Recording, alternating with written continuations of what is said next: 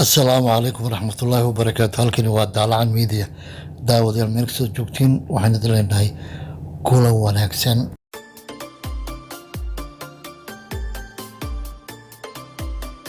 nin Soomaali ah oo xaaskiisa ku dilay Mareykanka oo maxkamad la soo taagay.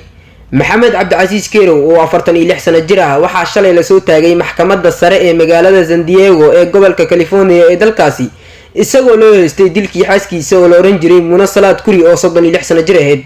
sida laga soo xigtay baaraha kiisaskaasi waxa uu eedeysanaha dilay xaaskiisa ku dhawaad hal sano ka hor isla markaana uu ka gudbay xuduudka Mareykanka la wadaago dalka Mexico.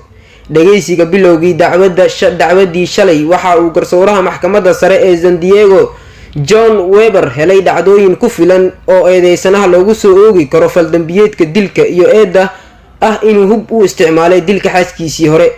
ku-xigeenka baaraha daawada ee dilkaasi Dictoresa Britain Jeber waxay sheegtay inay marxuumadda u geeriyootay jug looga dhuftay dhanka madaxa isla markaana laga jibiyay daanka ilig sanka iyo dhaawacyo kale oo mindi ah oo looga dhuftay wajiga iyo qaybaha kale ee jirka.